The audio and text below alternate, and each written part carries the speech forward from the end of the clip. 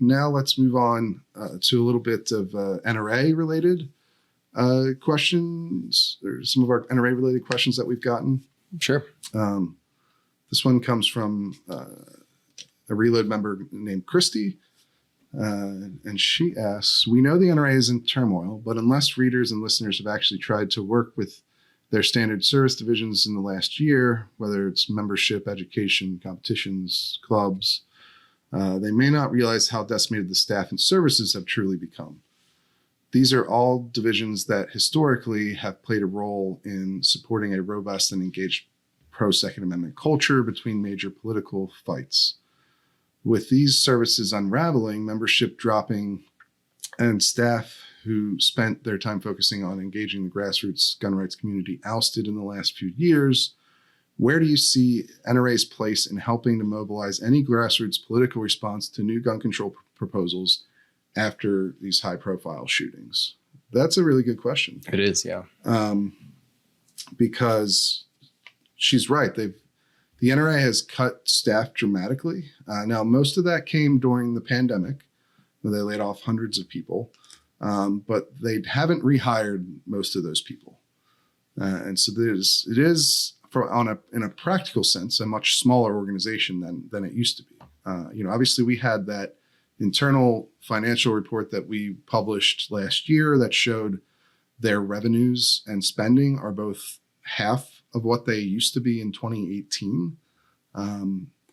And so the organization is struggling significantly and their membership has fallen significantly. And given the fact that they have cut a lot of the services that members really value from the NRA,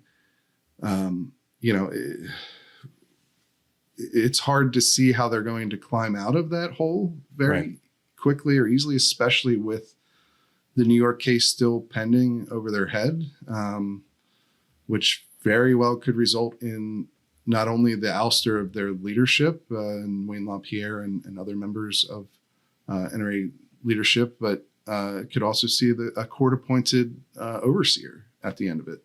Those are very likely outcomes for that case. It's not inevitable or the only possible outcomes, but they're highly likely. So it's hard to see how they're going to be able to re-engage people and grow again. But I will say, so certainly that has an impact on their ability to mobilize people at the grassroots level. Like the NRA's ability to mobilize people is impacted. But what I will say is that the NRA is also going to benefit from the fact that they are the shorthand for gun owners in politics in America. Right. And so instead of the NRA mobilizing people, gun owners and grassroots pushback to potential new gun regulations, it'll probably be the other way around, where gun owners are going to be motivated to join the NRA because of those things. And one thing I would look for is whether or not the NRA announces substantial new membership signups, because that's going to be significant to probably giving you a really good metric on how far gone the organization really is. Yeah. If they do not see a significant surge in membership in the coming month or two, as these fights play out at the state and federal level over what to do about these horrific shootings, then that could tell you a lot about how gun owners perceive the NRA now, and would be, if they do not receive hundreds of thousands of new members, that's a sign that they may never fully recover. Yeah, no, that's a good point. I don't have a ton to add to that, because I think that is the key. We've obtained financial documents in the past and done some in-depth reporting on it. And what you see is, obviously election years are big, but also years that coincide with high profile mass shootings, you see spikes in their membership numbers. But over the last few years, that's also coincided with scandals, very public scandals, a lot of distrust in the gun community. So I think that's going to be the big indicator here, is if we're heading into a midterm election year plus 2 really high profile mass shootings. And if that doesn't galvanize support for the NRA, that's kind of a big indication of where they're at. Yeah. I mean, they should have been gaining members the last 2 years because of the surge in new gun ownership, and they haven't. Right. But now, this is a moment where guns are going to be at the center of politics, and there's going to be a significant push to pass new gun legislation at the state and federal level. And if that doesn't increase their roles, then I don't know what ever would. You know what I mean? That's just from a practical standpoint, like that. This is what people join the NRA for, and if they're not joining it after this event, and given the kind of political pushback that's going to happen, the kind of political push for gun restrictions, then how does the NRA? How can anyone justify the idea that they're going to rebound and grow again? Yeah. At least not without a massive shift in the organization, right? Mm-hmm. So that's what you'd want to look for. And the NRA, if it's happening, the NRA, sorry, if it happens, if they do grow, if they do get a lot of new members, the NRA will tell everyone. It's not going to be a secret. Oh yeah. If they don't say anything, that's when you know, right, that they're not growing. Mm-hmm. Okay. The next 2 questions here. Christy has a follow-up, and then Cody Claxton has a question. They're somewhat related, so we'll try to tackle them together here. So Cody says, to be more effective at firearms rights lobbying, wouldn't it make sense to pull together the gun rights groups into a coalition to be more effective and coordinate talking points and focus? And then, so he's talking about groups like Firearms Policy Coalition, Gun Owners of America, VCDL, Virginia Citizens Defense League, the Crime Research Center. And then he also asked, what's the future of NRA, Institute for Legislative Action? Can it be reorganized into another organization? And then Christie's question is about the rise of non-NRA groups, those same sort of groups that Cody mentioned. As well as some non-political groups like Steel Challenge, to fill the void left behind by the NRA shrinking. Right. So I guess should the smaller gun groups try to work together in order to replace or fill the gap left behind by the NRA? Sorry, by the NRA's recent shrinking, I guess. And is that even possible? Are they big enough to replace the NRA, or at least fill in what's been lost recently? It's a good question. Go ahead. Yeah, I was going to say, we've kind of discussed about this a little bit, because you see this tend to come up from time to time whenever there's a new story about something going on at the NRA. Just the thing is, these groups are active, and a lot of them are growing in their presence. There's just no one yet that can match the behemoth that is the NRA at its peak. A lot of these groups do a lot of work. They're very active, especially in litigation, but no one matches the NRA's combination of litigation, education, outreach, competition, the museum that they operate. They're just ubiquitous in the firearm space, where a lot of these groups tend to be much more specialty groups, much smaller donation wise in terms of the revenue that they take in. So, I mean, as of right now, there's just not a model yet, I think, to replace the NRA. Yeah. I think that's the bottom line, that I think a lot of people don't even really understand this fully. The NRA at its peak was a $400 million organization. Yeah. Most of these other groups that we've mentioned there, and they've been growing, so we'll reserve some judgment. Yeah. We haven't seen their 2021 tax filings that would indicate how big they are, but most of them aren't breaking into the 7-figure, or sorry, 8. Most of them aren't breaking into the 8-figure mark. So most of them are under $10 million a year organizations. or have been historically. And then, none of them that I'm aware of break like $20 million in revenue per year in any of the filings I've ever seen for these groups. So they're really not comparable in size. And the staff wise, they're nowhere near. The NRA was a 500 person organization in terms of staff. And then of course you have membership, and nobody comes anywhere near the NRA in terms of membership. Nobody's in terms of dues paying members, people who pay you to be part of the organization, nobody comes anywhere near the 5 million. What was the peak they had? I think in the document that we found, it was like 5.25 or something along it's over 5 million.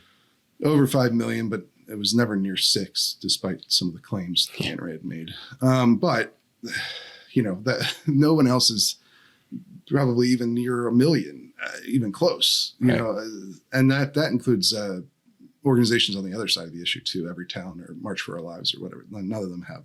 No, that's right. Have the size that the NRA has, and the scope is also another issue. Like Second Amendment Foundation or FPC have done a lot of legal work in the Second Amendment space. Sometimes the NRA has even taken credit or tried to take credit for the cases that they've won. The Second Amendment Foundation in particular, but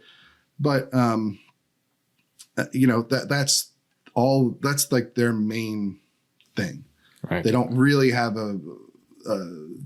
neither of them have a built out network of instructors, for instance, or competition shooting or youth shooting programs or anything remotely like that. Most of them, they don't have lobbying campaigns that are nationwide in every state, right? GOA has started to do a little more in terms of actual state level lobbying, but even still, they're in a limited number of states, right? And historically weren't doing as much on that front, and they're doing legal suits as well. But nobody comes anywhere close to matching the NRA, even with the growth that they've seen in recent years. And so it's difficult to see them with the NRA still around and still bringing in, $200 million a year, whatever it might be these days. It's unlikely that any other group is going to rise up to match that level because they still have to compete with the NRA for most of the money. And the NRA is still probably several times larger than all these other groups combined. And so that's one thing that I think a lot of people miss about the NRA situation. You see people who are critical of the NRA and critical of the corruption and, perhaps are convinced that there's no way that they can help fix the problems through the internal reform efforts. A lot of them just kind of give up on the organization and say, well, I'll join one of these other organizations and the NRA is useless and doesn't matter. That's not true. I mean, unfortunately for people who hold that position, it's just not the case. Right. The NRA, there was a lot of corruption that's already been admitted to, frankly, to, millions of dollars worth of funds being misappropriated. And the allegations are for tens of millions more. But, that graft was happening on top of an organization that legitimately was doing a lot of significant work and still does, frankly, to be honest. It's not that the NRA doesn't do anything anymore either. So, but could a coalition of all these groups come together and reach some level of effectiveness that the former NRA had, 5 years ago or whatever? Right. Maybe. The problem there is that a lot of them are litigation specialists. And so you're just you're asking 7 different litigation organizations to form one. Whereas, as we just talked about, the scope of the NRA's operations include litigation, but go so far beyond that. That's why I think it's not as plausible for these other prominent groups that you're probably aware of to join forces. They collaborate on lawsuits all the time. You see that happen pretty lawsuits, regularly. Absolutely. But you're not branching off to form, we'll be the training component and we'll be the litigation shop and we'll be the lobbying arm. And there's nothing like that going on. You're right. So no, I don't think that if the NRA went away completely tomorrow, Yeah, my guess is that something would spring up in its place. Yeah. And maybe it would be a mixture of a number of groups, but that's not the reality of today. Yeah. And it's not likely. The NRA is not likely to go away anytime soon. Even if Wayne LaPierre got removed and the New York case went completely against them, it's unlikely that they would end as an organization. Although they are burning money and making cuts to services at a pretty unsustainable rate. But yeah, I mean, and I think it's also, even with these other groups doing a lot of good litigation and having success. I think FPC and SAF just had a successful case in California about the age restrictions on long guns there, or on the AR-15 style firearms, which is going to be very relevant moving forward in the aftermath of these shootings. But the NRA's, that Supreme Court case, that's an NRA case. That's one of their state affiliates, the New York State Rifle and Pistol Association. That's an NRA case. So, they're not gone. They are weakened. They're not, but none of these groups are in a position to fully replace them. And I don't know that any of them would even claim to be in a position to do that. I mean, but I think, again, it goes back to like, the NRA is a powerful and significant organization, but they're not the be all and end all when it comes to gun ownership in America. So even if they don't see that rebound in membership and increase in influence that they would normally see when there's big pushes for new gun control, it's not clear to me that new gun control, especially at the federal level, is actually going to succeed anyway. Because, I mean, Tester Tester from Montana, Manchin from West Virginia, King from Maine. It's not the NRA. It's not like some fealty to the NRA that they're showing when they oppose strict new gun control bills. It's the fact that they have a lot of constituents who oppose these ideas. Whether or not they're NRA members is a secondary question. Right. You know what I mean? Like, I don't want to underplay the NRA's influence or whatever, but it's gun owners' influence is beyond what the NRA's is. That's absolutely right. As much as they've become the shorthand for gun owners in America, like, the reality is, even when they are politically weakened, it doesn't necessarily mean that gun owners are politically weakened.